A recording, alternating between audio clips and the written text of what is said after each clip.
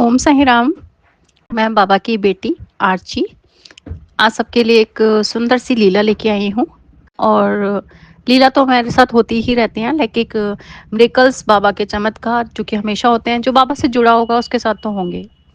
तो मुझे 12 मार्च को, इट मीन्स कि होली से एक दिन पहले हमें बाबा के पास जाना था। तो वो हमारी टिकट हो चुकी थी, लाइक कंफर्म भी हो चुकी थी, सब चीज़ थी। लेकिन सडन से मेरे साथ क्या हुआ कि हमें 12 तारीख को जाना था, उससे 3-4 दिन पहले मेरे को अचानक से मेरी तबीयत इतनी ख़राब हुई कि मुझे थ्रोट इन्फेक्शन हो गया। देन मुझे फ़ीवर, हाई फ़ीवर। देन मेरी पूरी बॉडी में इतना पेन कि मुझसे उठा नहीं गया, और लगातार मेरे को 2 डेज़ तो कंटिन्यू मेरे को वॉमिटिंग ही होती रही। तो मैं कोई भी चीज़ ना डाइजेस्ट नहीं कर पा रही थी।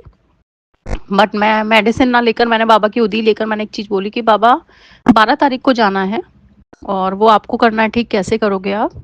मैं रो रही थी एक दिन पहले तो मैं बाबा की, कहीं ऐसा ना हो कि नहीं जाना हो पाए, नहीं जाना हो पाए। मुझे बहुत डर लगता है कि मेरे बर्थडे पे एक बार टिकट कैंसिल हो चुकी है, क्योंकि मैं हमेशा अपने बर्थडे पे बाबा के पास बोलती हूँ कि मुझे कभी बुलाओ ना बुलाओ, पर मेरे जन्मदिन पे मुझे ज़रूर बुला लिया करो।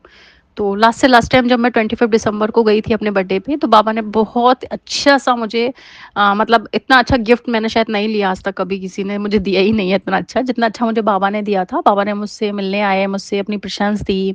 देन मुझे बहुत सारा प्यार दिया था मेरे बर्थडे पे। तो नेक्स्ट बर्थडे मैंने, मतलब लास्ट बर्थडे भी मैंने प्लान बनाया कि हम चलें, लेकिन नहीं हो पाया, पता नहीं कैसे नहीं हो पाया, मैं नहीं जा पाई, कैंसल ही हो गया मेरा टिकट वगैरह। तो अभी मैं 11 तारीख को रात को जब सब सो गए तो मैं 12-1 बजे के आसपास उठी और मैं बाबा के चरणों में जाके बोली, बैठ गई कि बाबा मुझे सुबह तक ठीक कर दीजिए, क्योंकि मुझे सांस लेने में प्रॉब्लम हो रही है, मुझे कुछ डाइजेस्ट नहीं हो रहा। मैंने 2 दिन से कुछ नहीं खाया था, सिर्फ साबूदाना की खिचड़ी खाई थी। वो एक दीदी है वो बना के गई थी, बट मुझे थोड़ा सा नहीं समझ में आई, मैं खा नहीं पाई अच्छे से, गले में चॉकिंग बहुत हो रही थी। तो फिर मैं 12 तारीख की मॉर्निंग में जब उठी तो बाबा की उदी लगा के सोई थी रात को, और हमेशा उदी लगा ही लेती हूँ और पास में हमेशा रहती है मेरे। उदी लगा के जब सुबह उठी तो 12 तारीख की मॉर्निंग में I am feel very better, much better, more than. मुझे इतना अच्छा लग रहा था कि ऐसा लगा ही नहीं कि मेरे थ्रोट में इन्फेक्शन है या कुछ भी है। मैं बहुत बेटर फील कर रही थी। हाँ, थोड़ी सी वीकनेस इसलिए थी क्योंकि 2-3 दिन से कुछ खाया नहीं था, तो वीकनेस थी। देन मैंने उस दिन खाना बनाया और हमने अच्छे से, मैंने अच्छे से खाना खाया, मीन्स कि फुल किया अपना पेट। और देन मैं बहुत बेटर फील करने लगी खाना खाने के बाद। लंच हो गया, देन उसके बाद अपनी पैकिंग वैकिंग हो गई, सब चीज़ कर ली। 12 तारीख को हम लोग ट्रेन में बैठने ही जा रहे थे, लाइक सब चीज़ बहुत अच्छी चल रही थी, बहुत स्मूथली, बहुत खुशी-खुशी एक हो रहा था सब कुछ। तो हम लोग जस्ट ट्रेन में बैठे थे, तो मेरे साथ और भी लोग गए हुए थे। तो जितने भी लोग थे, मैं उनको, कुछ लोगों को नहीं जानती थी, बट कुछ थे जो मेरे भैया-भाभी हैं, उनके बच्चे थे और भी लोग थे। बट मैं जिन लोगों को नहीं जानती थी, बट मैंने एक चीज़ बोली थी पापा से कि बाबा जिनके साथ हम जा रहे हैं ना, प्लीज़ फर्स्ट टाइम जा रही हूँ, तो आप सबके, मतलब आपके ही भक्त हैं, वो सब आपको मानते हैं बहुत। तो प्लीज़ उन सब से मेरी ट्यूनिंग अच्छी रखिएगा, क्योंकि कोई भी निराश होके नहीं जाए और परेशान ना होना चाहिए कि मुझसे भी कोई परेशान हो जाए, या कोई कुछ भी प्रॉब्लम्स नहीं आनी चाहिए, बस दैट्स ऑल। आप सब चीज़ बिल्कुल अच्छे से सँभालेंगे और खुशी-खुशी हम आपसे मिलने आ रहे हैं। फिर हम पहुँचे 13 तारीख की इवनिंग तक, और सफ़र बहुत अच्छा था। इवन मुझे नहीं फ़ील हुआ कि 18-19 घंटे कहाँ निकल गए। हम लोग बाबा के मंदिर में जाने के लिए होटल पहुँचे, होटल से तैयार किया, वो होटल भी बहुत अच्छा, मतलब मैं बिलीव नहीं कर सकती, मैंने एक्सपेक्टेशन नहीं की थी कि बाबा मुझे इतना अच्छा होटल ऑफ़र करवाएँगे। रूम जो, मैंने शॉक्ड हो गई मैंने जब रूम देखा, क्योंकि मुझे थोड़ा हाइजीन की प्रॉब्लम है, मुझे बचपन से ही है हाइजीन का प्रॉब्लम। तो वो चीज़ मुझे वहाँ बहुत अच्छी मिली, और अंदर एंटर होते ही ना सबसे पहले बाबा के दर्शन। और साईं बाबा का तो मतलब ये कह लो, शिरडी में जहाँ-जहाँ पैर रखोगे ना वहाँ-वहाँ बाबा दिखते हैं, चारों तरफ बाबा, ऐसा लगता है बस बाबा ही बाबा हैं, बाबा ही बाबा हैं। तो बाबा इतने सुंदर बाबा, इतने सुंदर बाबा, मैं उनकी फ़ोटो भी शेयर करूँगी अभी। फिर उसके बाद हम लोग मंदिर गए। तो जब हम मंदिर जा रहे थे तो मुझे जो हमारा ग्रुप बना हुआ है, दीदी आपका ही जो ग्रुप है आपने जो बनाया हुआ है, उस ग्रुप में एक दीपाली दीदी हैं, या दीप्ति दीदी हैं, साईं अन्नू दीदी हैं, और रोमा जी हैं, और भी बहुत लोग हैं, मर्शी आंटी हैं, बहुत हैं, आप भी हो, मतलब बहुत सारे लोग हैं जिनको पता था मैं शिरडी जा रही हूँ, सबको ही पता था ऑलमोस्ट। सबने बोला था कि हमारे लिए प्रे कीजिएगा, हमारे लिए ये कीजिएगा। उसमें से शायद किसी दीदी ने मुझे ये बोला था कि आप ना रेड या व्हाइट फ्लावर्स ना बाबा को ऑफ़र कीजिएगा ऑन समाधि।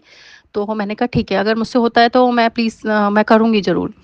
बट मुझे इतना पता था कि लास्ट टाइम जब मैं गई थी तो मुझे वहाँ पर फ्लावर्स ले जाने नहीं दिए थे, और हमारे फ्लावर्स डस्टबिन में थ्रो करा दिए थे। तो कोई नहीं, मैं तैयार-वैयार होके हम लोग नीचे उतरे, देन बाबा के लिए हम लोग आए। जैसे हम सब मंदिर में जाने लगे तो हाँ, बहुत ईज़िली से एंट्री हो गई। लास्ट टाइम तो बहुत प्रॉब्लम्स हुआ था। इस बार बाबा ने बहुत स्मूथली सारी चीज़ें करवाई, कोई प्रॉब्लम नहीं हुई।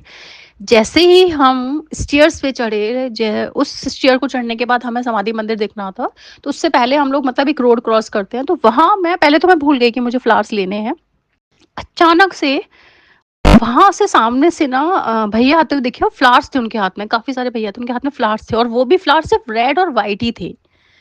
तो आपको शायद दीदी ध्यान है, हमने साईं सच्चिद के जो अध्याय पढ़ा हुआ है कि उसमें अमरूद ले जाने थे बाबा को ऑफरिंग करने के लिए, और एक लेडीज़ आती है, जो एक टोकरी में अमरूद लेके आती है, तो वो बाबा को ऑफर करने होते हैं। लाइक वैसे ही मुझे बाबा ने एकदम से याद दिलाया कि मुझे फ्लावर्स ले जाने हैं, उन दीदी के जिन्होंने मुझे रिमाइंड कराना था। तो मैंने फ्लावर्स लिए।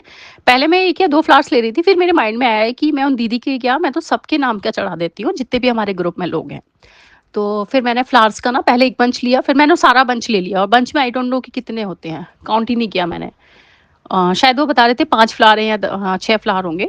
तो जैसे ही मैंने बंच हाथ में लिया, तो मैंने अपनी गुड़िया से बोला आरुई से कि आरुई प्लीज़ इसको काउंट करो ज़रा, फिर मैं देखती हूँ। तो मैंने आरुई से काउंट करवाया, तो उसमें जो फ्लावर्स थे, वो फ्लावर्स 9 फ्लावर्स निकले। इट मीन्स कि रेड एंड व्हाइट का कॉम्बो बना हुआ था, तो उसमें 9 फ्लावर थे।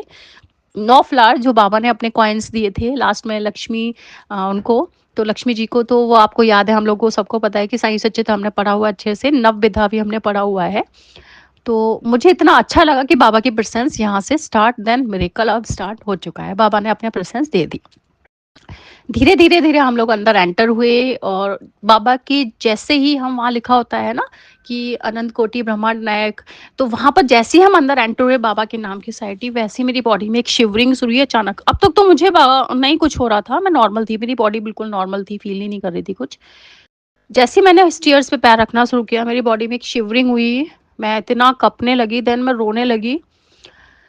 लिटरली मुझे नहीं पता, मेरे आँसू नहीं रुक रहे थे, मैं बहुत कोशिश कर रही थी कि प्लीज़, कुछ लोगों को अच्छा नहीं लगता ना कि रोना शुरू कर दिया, पता नहीं क्यों रो रही है दिखाने के लिए। कुछ लोग होते हैं ना कि, तो मुझे बड़ा अजीब-सा लगता है कि रोना नहीं चाहिए किसी के सामने, क्योंकि आप थोड़ा-सा लो और वीक फ़ील करते हो। बट मैं बहुत कंट्रोल कर रही थी और मैं रोए जा रही थी, रोए जा रही थी। तो जैसे-जैसे हम धीरे-धीरे आगे पहुँचे बाबा के पास, लिटरली मैं इतना तेज़ रोने लगी, और मैंने बाबा की आँखों में आँखें डाल के जैसे ही देखा, तो मैं बाबा से एक ही चीज़ बोली, "बाबा बहुत ऊपर बैठे हो, गले मिलने आई थी आपसे, बट नहीं मिली।" फिर उसके बाद मैं जैसे ही आगे मूव किया, हमने आगे बढ़े, मेरे फ्लावर्स बाबा के चरणों में जाके लगे और उनकी समाधि तक पहुँचे। देन हम पेठे का प्रसाद ले गए थे, वो प्रसाद किया, और बाबा ने इतना प्यारी स्माइल देके बस इतना बोला, "आ गई बेटी।" बाबा का ये शब्द सुन के ना, जो खुशी मिलती है ना, मतलब ऐसा लगता है कि जन्नत मिल गई हमें। फिर उसके बाद मैं प्रसाद लेके, जैसे उन्होंने मुझे प्रसाद रिटर्न किया, तो एक आंटी थी, बोली, "बेटा प्रसाद देके जाना।" तो मैंने बाबा का प्रसाद उनको दिया। बहुत खुशी हुई कि चलो, किसी ने मुझसे बोला कि प्रसाद देना, तो शायद बाबा ने ही बोला कि प्रसाद खिला के जाना। तो मैंने उनको प्रसाद वहाँ ऑफ़र किया। देन उसके बाद हम बाबा को देखते रहे, और जैसे-जैसे मैं बैक हो रही थी, वैसे-वैसे मेरे आँसू नहीं रुक रहे थे। मैं कंटिन्यू रोती ही जा रही थी, रोती ही जा रही थी। अभी भी मेरी बॉडी में ना वो शिवरिंग और गूज़बम्प्स ही हो रहे हैं कि लाइक बाबा ने एकदम, मतलब जो मंदिर तक, समाधि मंदिर तक जाता है ना, मुझे नहीं पता क्या हो जाता है, बॉडी के अंदर एक अजीब-सी सेंसेशन शुरू होती है, और ऐसा लगता है कि बाबा ना हर तरफ बाबा है, हर तरफ बाबा है। एक अलग-सी फ्रेग्रेंस होती है, एक अलग-सी प्रेज़ेंस होती है, लाइक लाइक वो फ़ील होती है। उसके बाद फिर हम बाहर आ गए। फिर बाकी सारी चीज़ें, एक्चुअली सेज आरती शुरू हो चुकी थी, लगभग सारी चीज़ें वहाँ बंद हो रही थी। सेज आरती के बाद बाबा का मंदिर के पट लगा दिए जाते हैं। देन हम बाहर आए, फिर हम द्वारका माई के लिए गए। द्वारका माई में भी सब चीज़ बंद हो गई थी। फिर वहाँ पर जैसे ही हम लोग बाहर निकल रहे थे, तो वहाँ प्रसादालय का वो मिलता है, चिट मिलती है। तो लाइक हमें प्रसादालय जाना था, बट हम बहुत लेट हो चुके थे, हम प्रसाद नहीं खा सकते थे। बट 1 दिन पहले ही मैंने बाबा से बोला था, मुझे शाही साबूदाने की खिचड़ी बहुत पसंद है बाबा। तो बाहर जैसे ही आई ना, वहाँ पर खिचड़ी पट रही थी साबूदाने की, और भूख भी बहुत तेज़ लग रही थी, क्योंकि ऐसा कुछ खाया भी नहीं था गाड़ी में, बस हमने ट्रेन में ही जो लिया था, उसके बाद हमने कुछ खाया ही नहीं था, हम सीधे बस बाबा के दर्शन करने आ गए थे। तो वहाँ पर मुझे काफ़ी अच्छी क्वांटिटी में साबूदाने की खिचड़ी मिली, और इतना अच्छा टेस्ट ना, मतलब बहुत ही अच्छा, ऐसा लगा कि बाबा को आज मैं जो बोलूँ वो सुन लेंगे।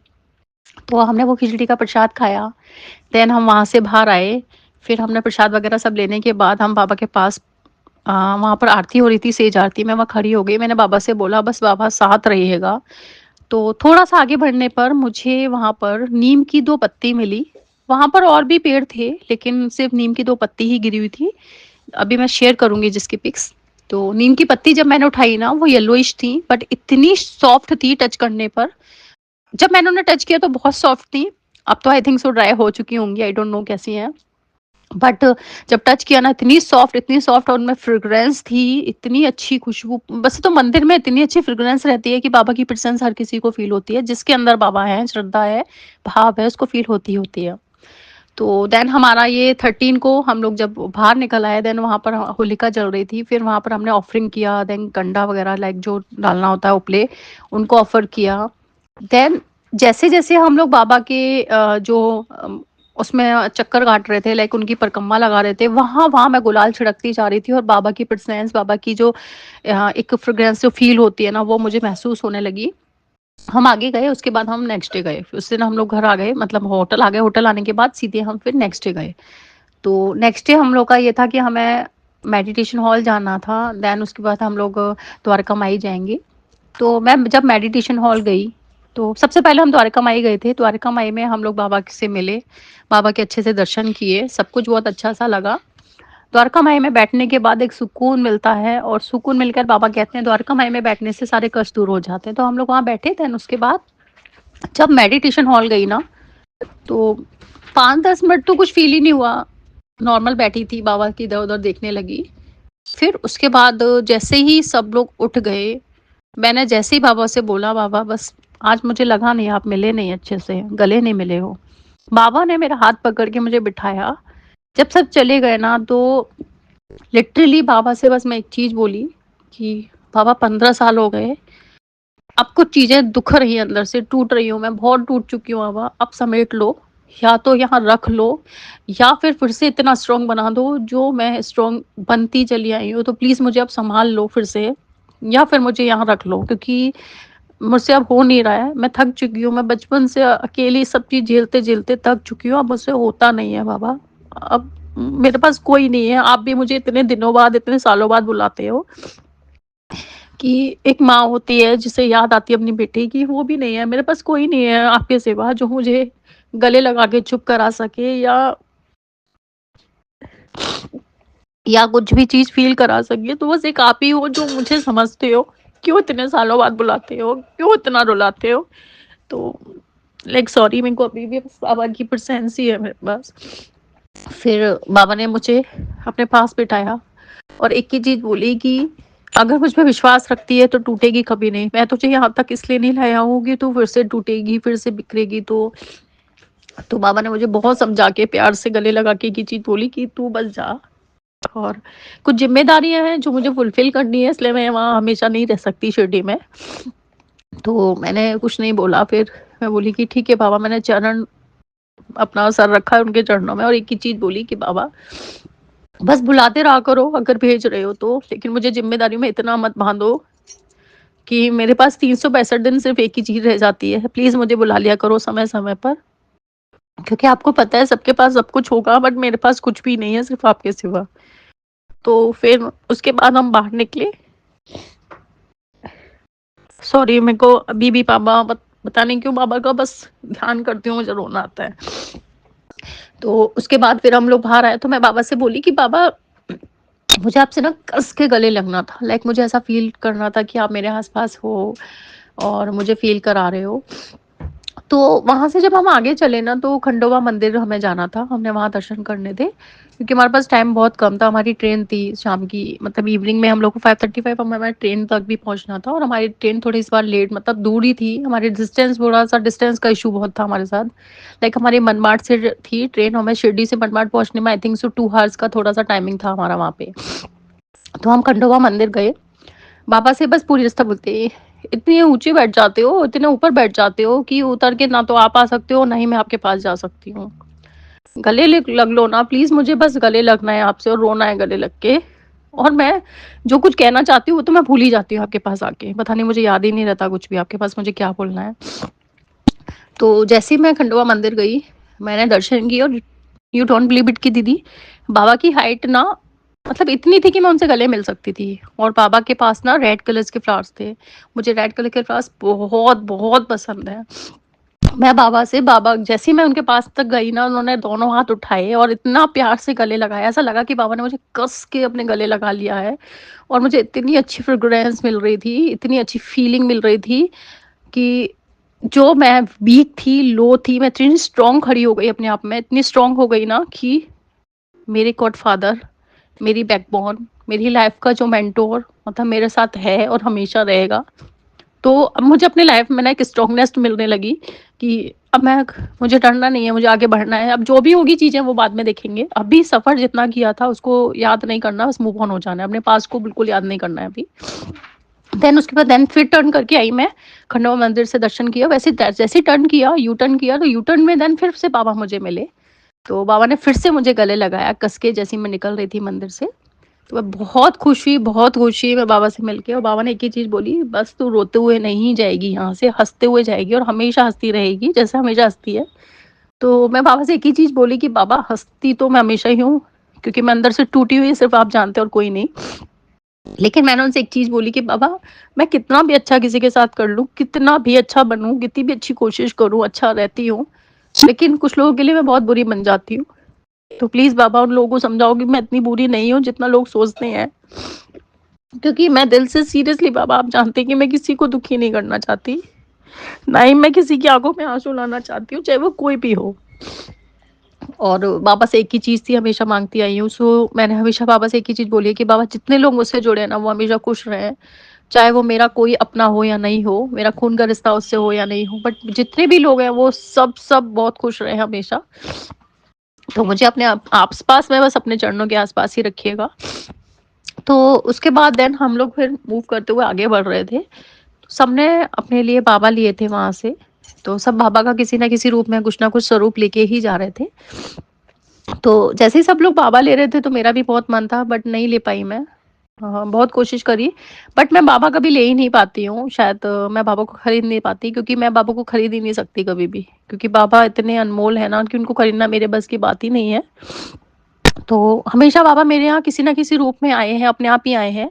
कभी कोई लेके आ जाता है शिरडी से, या कोई कभी दे जाता है मेरे को। ऐज़ बाबा मेरे पास ऑफ़र मतलब मुझे लोग दे जाते हैं, बट मैंने परचेज़ नहीं किया। आज तक बाबा को मैं खरीद ही नहीं पाई हूँ, ना मैं खरीद पाऊँगी कभी, मेरी इतनी हैसियत भी नहीं है।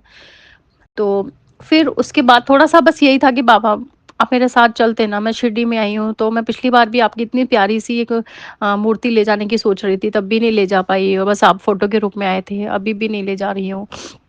अब तो मेरे पास बाबा आप कुछ भी नहीं जा रहे हो, कैसे भी नहीं जा रहे हो। तो सबने खरीदे तो मुझे थोड़ा-सा अंदर से लग रहा था। बट जितने भी लोग साथ में थे सबने बोला कि ले लो, बट मैं नहीं ले पाई, टाइम का थोड़ा इश्यू था। तो फिर उसके बाद कुछ नहीं है, हमारे साथ एक अंकल थे, तो अंकल ने हमारे पास ना कुछ कैलेंडर लाइक रखे हुए थे। तो उन्होंने बोला कि इसमें मैंने पंचमुखी हनुमान जी या पंचमुखी गणेश जी की हमने फ़ोटो रख दी है, तो तुम घर ले जाओ और रख देख लेना। तो उन्होंने कैलेंडर को फ़ोल्ड अप किया हुआ था, तो हमने वहाँ तो नहीं ओपन किया। मैंने कहा ठीक है हम घर पहुँचेंगे तब ओपन करेंगे। हमने अपने बैग्स में उसको डाल दी। लेकिन जैसे ही हम घर पे आए, हम लोग मॉर्निंग में आ गए थे। जब मैं घर पे आई ना, तो सबसे पहले मैंने बस बाबा की वो फ़ोटो ही लाइक मैंने वो कैलेंडर ओपन किया। अभी मैं शेयर करूँगी। जैसे ही मैं वो कैलेंडर ओपन किया ना, तो उसमें बाबा की इतनी प्यारी-सी फ़ोटो है। तो और वो फ़ोटो देखते ही ना मैं एक ही चीज़ बोली, और बाबा ने भी मुझे वही बोला कि मैं आ गया ना, मैं साथ ही था, साथ हूँ और हमेशा रहूँगा। और बाबा ना कभी किसी को नहीं छोड़ते, अगर वो दिल से बाबा को मानता है, तो मुझे नहीं लगता कि बाबा कभी किसी को छोड़ते हैं। बट मैंने एक चीज़ नोटिस की है साई मंजू दीदी, कि बाबा मुझे जब से सँभाल रहे हैं ना, तो मैंने एक चीज़ है कि बाबा ने जितना कर दिया है ना मेरे लिए, उतना आज तक शायद किसी ने नहीं किया, किसी ने नहीं।